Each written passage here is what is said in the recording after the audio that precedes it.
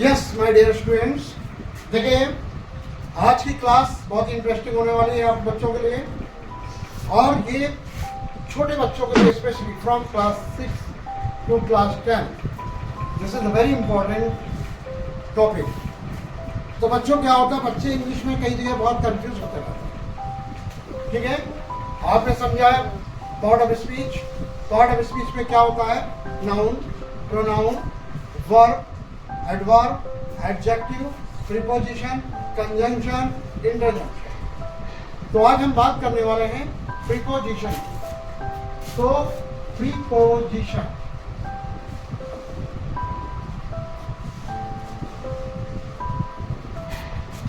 Preposition, preposition क्या है? Preposition पता चलता है पोजीशन, जहां पर किन्हीं दो या दो से अधिक वस्तुओं यानी ऑब्जेक्ट्स, नाउन, प्रोनाउन के बीच में जहां पर संबंध प्रकट होता है, पोजीशन प्रकट होती है, उसी को प्रीपोजिशन कहते हैं। हिंदी में इसे संबंध बोधक कहते हैं। ठीक है, अब होता क्या है, इसमें कुछ चीजें आती हैं जैसे in, on, at, into, above, on to, on, from, off, O double F off, by. तो ये सारा प्रीपोजिशंस आता है। ओके, तो आपको सीखना है। अब बच्चे कंफ्यूज कहां पे होते हैं, इसको सीखना है कि हमको अब लिखना होता है मैं, कभी कभी हमें लिखना होता है मैं। तो अब हमें क्या होता है, कभी कहा पढ़ा जाता है इन मीन्स मी, मैं। ठीक है, माँ किचन में है, mother is in the kitchen. ठीक है, अब इन हो गया मैं। कभी कभी क्या होता है कि मैं के लिए हमें इनटू का यूज करना पड़ता है। मैं वर्ड में ही है अंदर, वो नदी में तैर रहा है, he is swimming in the river. लेकिन वही अगर नदी में कूद रहा है तो he is jumping into the river. तब इन द रिवर नहीं होता, इनटू द रिवर कहना पड़ता है। यही बात तब होती है जब पर के लिए क्या होता है, किताब मेज पर है तो लिखा जाता है ऑन द टेबल। अब हमने कहा कि फैज कुएं पर बैठा है, तो कुएं के ऊपर तो कोई बैठ नहीं सकता है, तो ऐसी जगह पर हम ऑन का यूज नहीं करेंगे, एट। वो दरवाजे पर खड़ा हुआ है, एट। तो पर के लिए इस तरीके से ऑन का यूज कहाँ, एट का यूज कहाँ। अभी आप इन देख रहे थे में। अब अगर यही में आ जाता है कि मेरी घड़ी में 7 बजा है, तो it is 7 o'clock in my watch नहीं होता है, बल्कि तब लिख दिया जाता है बाई माई वॉच। तो इस चीज को समझने के लिए आपको प्रीपोजिशन को पढ़ना है और अच्छे से समझना है। ओके बच्चों, आपको कोई प्रॉब्लम नहीं होने वाली है। तो अब हम लोग करते हैं प्रीपोजिशन को स्टडी। Now let's start. आपको समझ लेना है प्रीपोजिशन।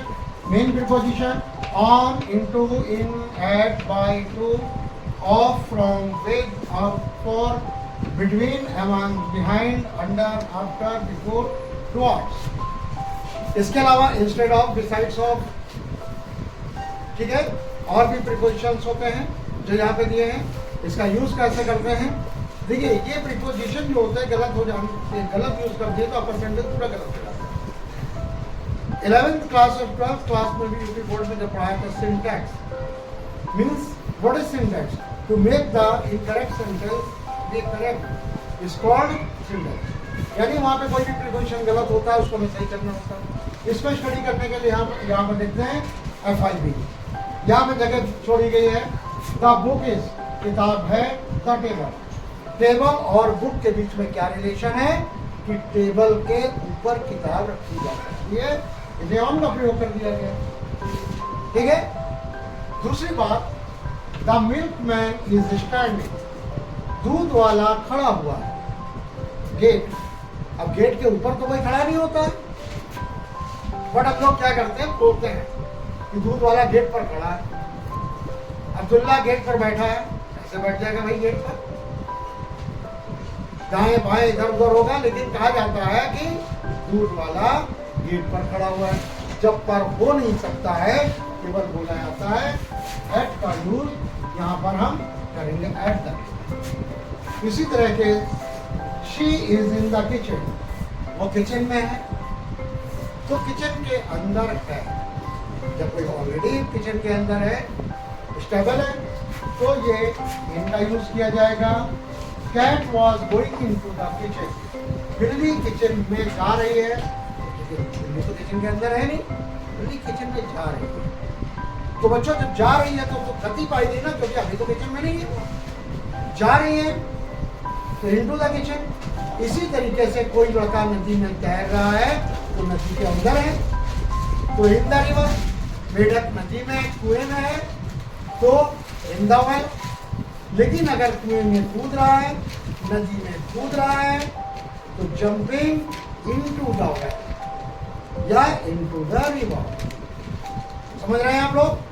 अब चाय को कप में डाल दीजिए, तो चाय को कप में डाला जा रहा है, एंटर कर रही चाय। फॉर नहीं छोड़ना, डालना इनटू, इनटू का। तो आपको इन और इनटू का फर्क नजर आ जाना चाहिए, ऑन एट को समझ में आ जाना चाहिए। इसके बाद I go to school by बस।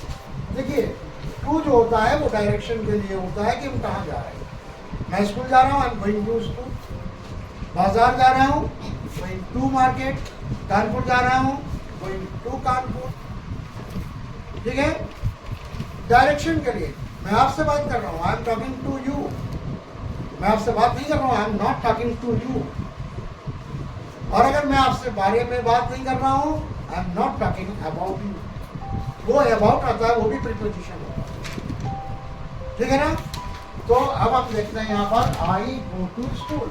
मैं स्कूल जाता हूँ, किसी डेस्टिनेशन के पहले जहाँ पे हम जा रहे हैं उसके पहले टू का यूज होता है। कैसे जा रहे हैं? बस से। तो कोई भी आपका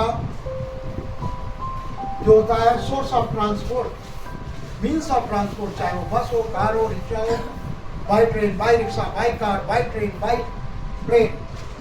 तो बाई का यूज किया था, यहाँ बस से जा रहे हैं तो बाई बस।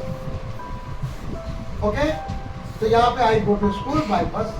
इसके Ravan was killed by Ram, by यहाँ भी यूज किया गया, यहाँ बाई यूज किया गया द्वारा के, द्वारा कि रावण मारा गया बाई राम, यानी कि पैसिव वॉइस में बाई का यूज किया जाता है थर्ड फॉर्म के बाद। इसके बाद the table is made of would.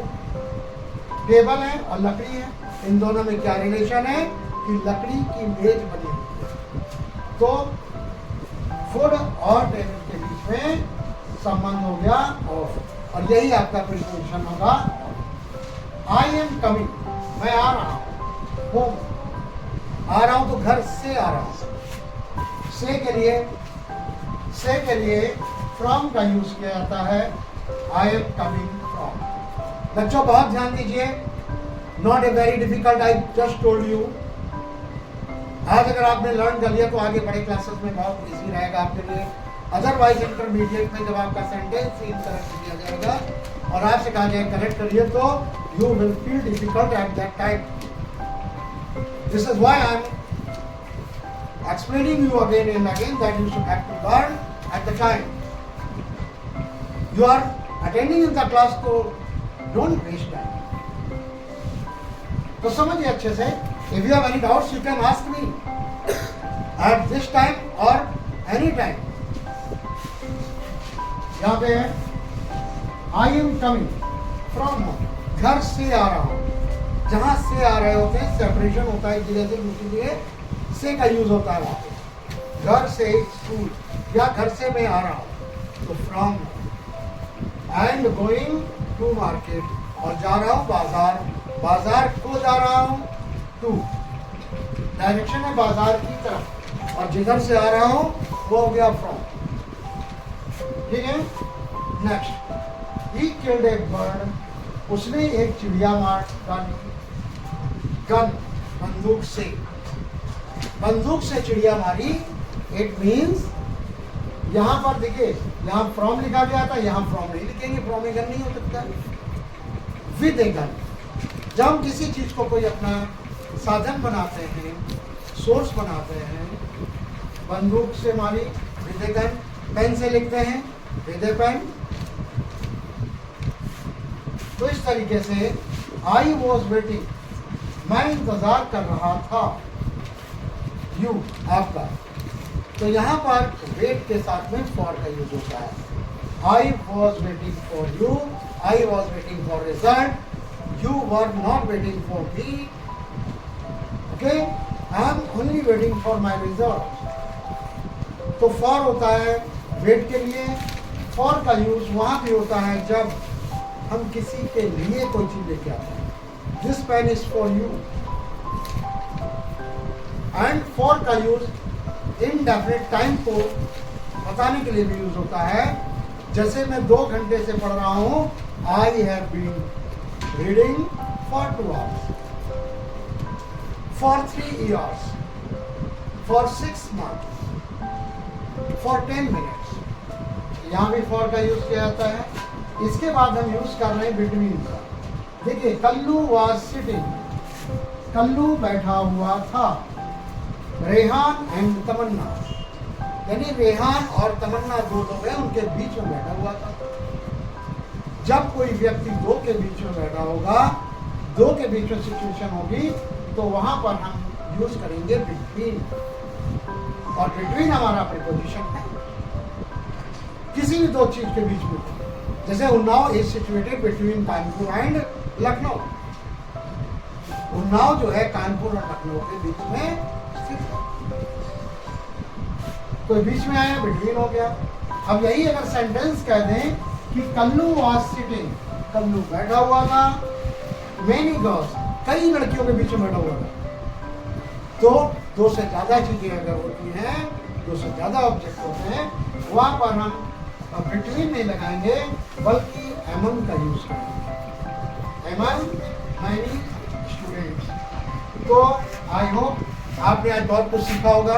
इसके आगे भी हम आपको सिखाएंगे, थोड़ा सा बड़े से और भी प्रीपोजिशन उसको मैं बताऊंगा।